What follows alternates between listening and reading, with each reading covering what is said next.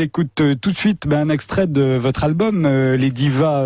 On va écouter Addio del Passato, la Traviata, un extrait de la Traviata de Verdi. C'est vous, Flore, hein, qui chantez le rôle de Violetta. On écoute tout de suite un extrait.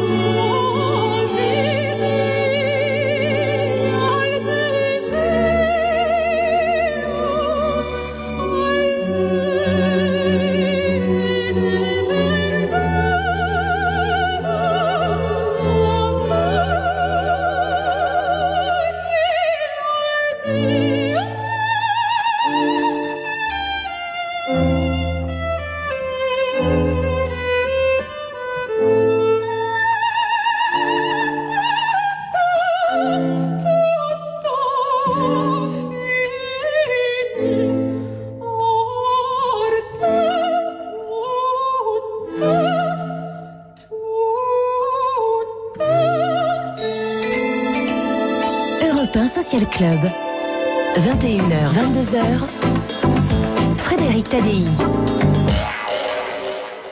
Flore Phillis et Marie Menant, vous êtes les créatrices et vous faites partie des 5 interprètes de Diva, mise en scène par Manon Savary, actuellement au Théâtre Montparnasse.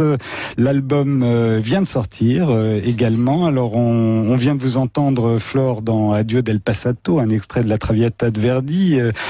Traviata de Verdi qui se retrouve réduit à 12 minutes à peu près dans votre spectacle. Et il y a quelque chose de très très différent, c'est que vous n'êtes pas accompagné par un orchestre symphonique, mais par un quatuor à cordes. Pourquoi? Est-ce que c'est moins cher? Vas-y. On a pensé à un quatuor à cordes, pour être tout à fait honnête, au début, en se disant que c'était très mobile et que ça nous permettrait de nous produire dans différents endroits de manière assez pratique. Ensuite, on aimait l'idée de pouvoir réduire en fait ce qui est normalement joué par un orchestre entier par un quatuor. Donc eux jouent principalement ce qui est joué normalement par les cordes, et nous, les chanteuses, quand on n'est pas la voix lead, on se redispatche les autres instruments. Donc on fait des voix d'accompagnement qui reprennent les bois, les vents et tout ça. Donc un ça, peu ce que faisaient certains groupes de jazz, les double 6 par exemple, qui jouaient tous les instruments avec la voix. C'est ça. Et dans le classique, c'est rarement fait. Donc là, on l'a tenté. Alors c'est quoi Diva? C'est un divertissement lyrique, c'est sous-titré opéra chic et déjanté. Pas mal, ouais. Ça décrit assez bien le projet. C'est quoi le projet exactement? Le projet, au départ, c'est un projet de copines. C'est vous deux les copines? C'est nous, c'est nous deux les copines. Et une grande envie d'ouvrir l'opéra au grand public. Oui, c'est ce que tout le monde dit toujours. Tous les musiciens classiques, si seulement on pouvait ouvrir l'opéra au grand public, la musique classique au grand public. Il y a Internet, maintenant c'est bon. Oui, mais les gens ne vont pas pour autant à l'opéra. Donc on a voulu en fait sortir l'opéra des maisons d'opéra en les amenant dans des théâtres ou dans des salles de concert et justement en réduisant pour que la compréhension fonctionne, mais en 10 minutes, et qu'il n'y ait pas un sentiment de lassitude ou de non-compréhension. On a juste tout condensé et on a mis... C'est pas en accéléré, hein, c'est simplement qu'il y a moins de morceaux. C'est ça, on a gardé quand même les histoires dans chaque opéra. C'était très important pour nous de garder une trame, de garder aussi les plus grands airs, que aussi chacun s'y retrouve. Voilà, en mettant ces 6 opéras dans un même spectacle. Et on voulait surtout pas perdre en qualité, donc on espère qu'on n'a pas perdu en qualité. Non, ne pas trahir la musique. Ne pas trahir la musique. On n'a pas créé ce projet en rejet au monde de la musique classique, bien au contraire. C'est pas un pastiche, c'est pas une caricature. Non, non, non. Et qu'est-ce qui se passe entre chaque opéra? Il y a de la comédie, parce qu'après tout, il y a Manon Savary. C'est une spécialiste du musical, de l'opérette, du théâtre. Tout à fait. Entre chaque opéra, en fait, chacune d'entre nous présente l'opéra qui va suivre à l'image de son personnage. Donc, on est 5 divas. Vous jouez des personnages. Hein. Oui, on est vraiment. Le but de diva, c'était d'avoir 5 facettes d'une même diva. Donc, on est chacune une diva avec son. Laquelle est la bêcheuse?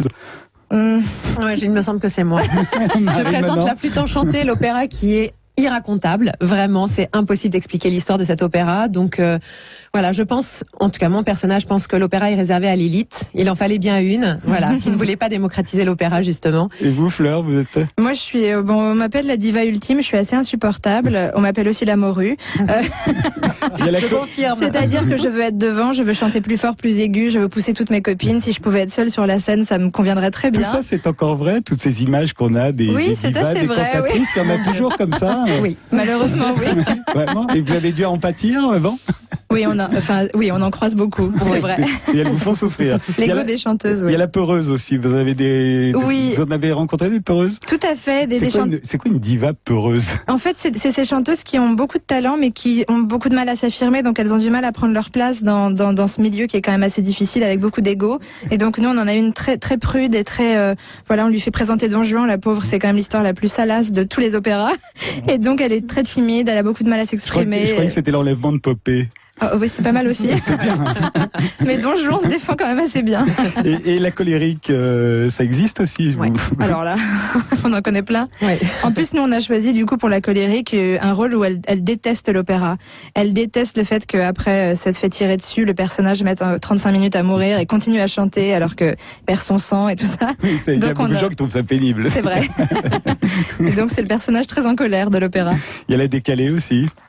Oui, on a une complètement, voilà, dans son monde, qui est pleine de bonne volonté, très bienveillante, mais qui n'arrive jamais au bon moment. Donc, genre, la scène la plus dramatique dans Traviata, l'affrontement entre Germont-Père et Traviata, elle arrive pour chanter les Zingarelles et voilà, elle apporte un peu de folie dans ces opéras qui parfois sont un peu lourds. On va écouter tout de suite un extrait de La Flûte enchantée, c'est La Reine de la Nuit. Vous allez nous le présenter, Marie Menant, puisque c'est vous qui le présentez sur la scène du théâtre. En général, quand je présente au théâtre Montparnasse, j'ai une cravache.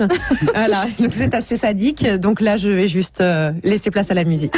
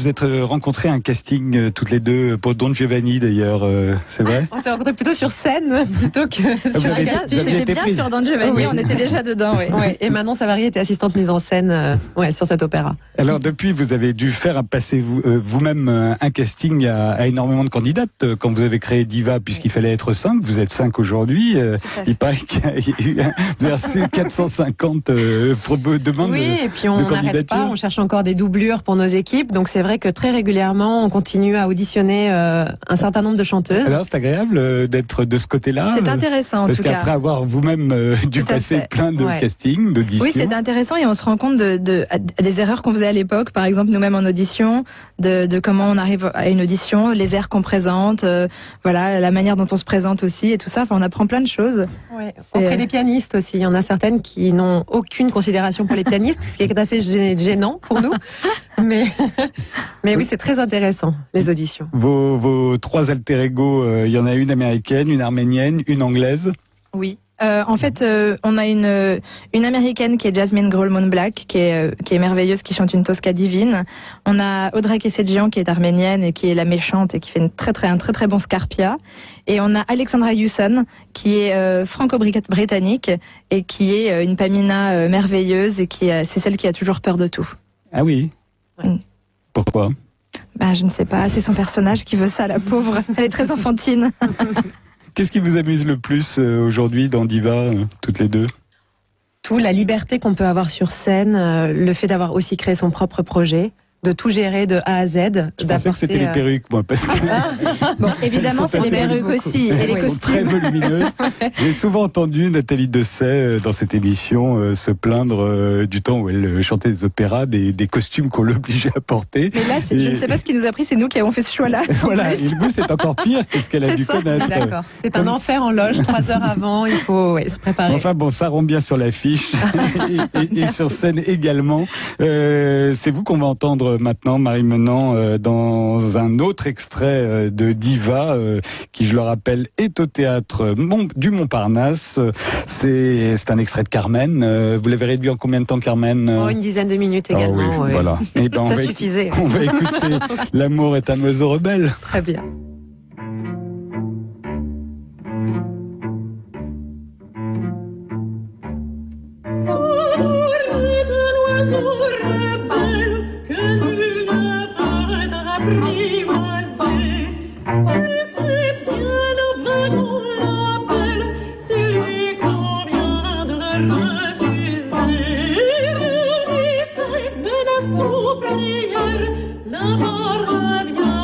La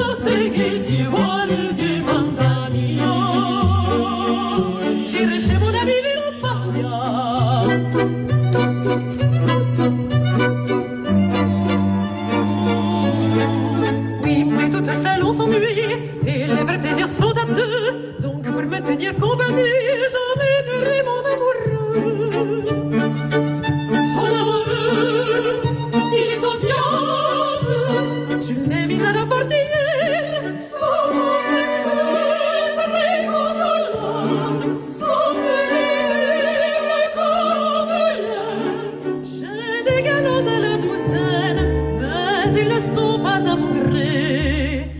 Voici la fin de notre belle qui veut m'aimer. Je l'aimerai. Il me s'en âme et s'apprendre. Je n'ai guère le temps d'attendre qu'avec mon nouvel amant. À l'affiche du théâtre Montparnasse à Paris, invité ce soir de Frédéric Tadei, les cantatrices de Diva sur Europe 1 avec des extraits de Carmen de Georges Bizet.